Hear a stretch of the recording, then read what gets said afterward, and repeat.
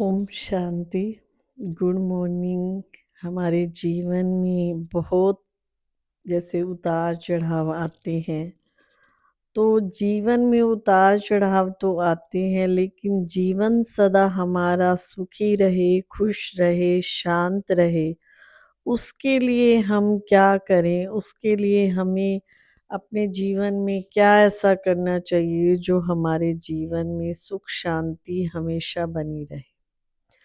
देखो, कहा जाता है कि सुख भी आएंगे, दुख भी आएंगे, लेकिन वो व्यक्ति सदा सुखी और शांत रहता है जिसने अपने जीवन को एक फूल की तरह संजो के रखा है। जैसे कोई भी पौधा हम घर में लगाते हैं तो उस पौधे को देखना पड़ता है कि इसको धूप में रखना है, छाई में रखना है, इसको पानी देना है, हवा भी देनी है, और इसको जो है अच्छे से उसकी संभाल करनी पड़ती है।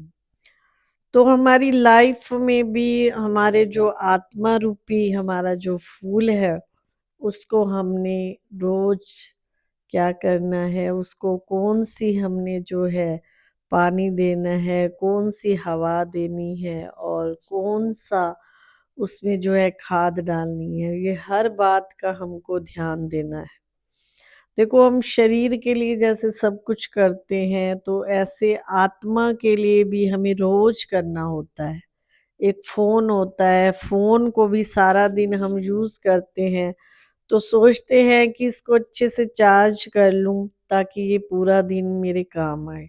करते हैं ना उसको, उठते ही देखेंगे, रात को भी देखेंगे, फ़ोन आजकल एक सबकी ज़रूरत बन चुका है।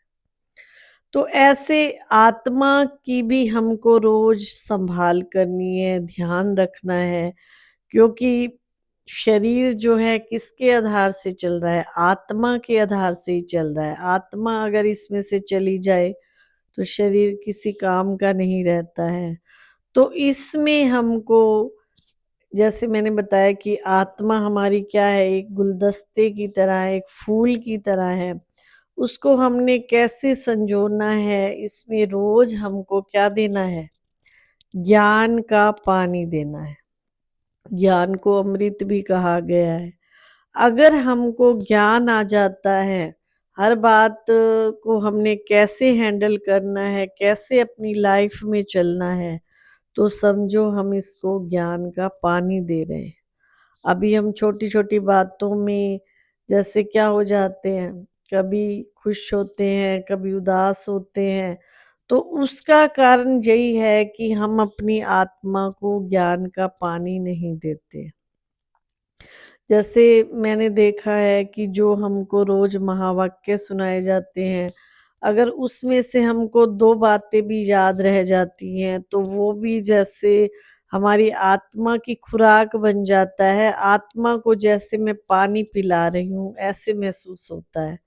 पता ऐसे मतलब लगता है कि आज बाबा ने मुझे ये कहा। और दूसरी बात है योग। योग एक अग्नि है। बाबा जैसे कहते हैं कि इतना मेरे को याद करो, योग अग्नि के द्वारा आप अपनी बुराइयों को भस्म कर सकते हैं। तो याद की अग्नि अपने अंदर ऐसी जलाओ, जो कैसे भी कीटाणु आए, कैसे भी हमारे आगे परिस्थितियां आए, तो हम उस परमात्मा की याद से उस परिस्थिति को, उस विघ्न को हम पार कर सकते हैं। और गुणों की, शक्तियों की अपनी आत्मा के अंदर रोज जो है हमको खाद देनी है। अपनी आत्मा के अंदर रोज गुणों की, शक्तियों की हमने क्या देनी है? खाद देनी है। कोई भी फूल कब मतलब सही रहता है? जब उसको टाइम टू टाइम उसकी हम अच्छे से संभाल करते हैं। धूप भी चाहिए, हवा भी चाहिए। परमात्मा की याद की हवा भी देते रहे, गुणों और शक्तियों की क्या करे?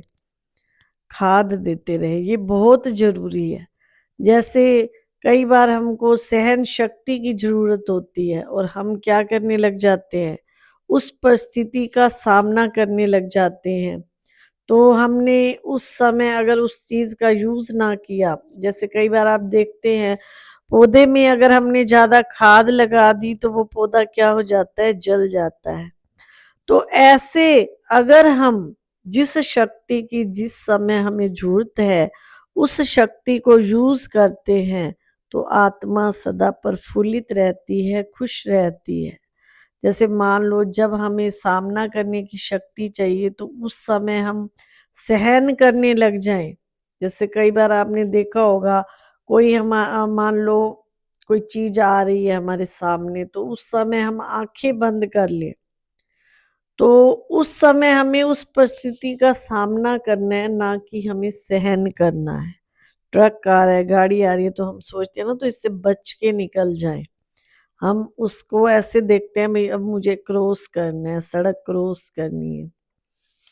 तो ऐसे हम हर समय अपनी आत्मा को जब ये वाली खुराक देते रहते हैं ना, किस समय ज्ञान की जरूरत है, किस समय पानी की जरूरत है, किस समय गुण और शक्तियों की जरूरत है, तो आत्मा उस समय शांत और सुखी रहती है। अगर हम ध्यान नहीं देते हैं पूरा दिन अपने आप पर, ठीक है, सारा दिन वही शरीर के काम धंधों में लगे रहते हैं, तो आत्मा की शक्ति जो है कम हो जाती है। तो आत्मा की शक्ति के लिए ये 2-4 बातों का ध्यान दें। जब हम ध्यान देंगे कि परमात्मा की याद सदा बनी रहे, ज्ञान का जो है पानी सदा देते रहें, गुण और शक्तियों की जो है आत्मा के अंदर खाद डालते रहें, तो हम सदा खुश और शांत रहेंगे। ओम शांति।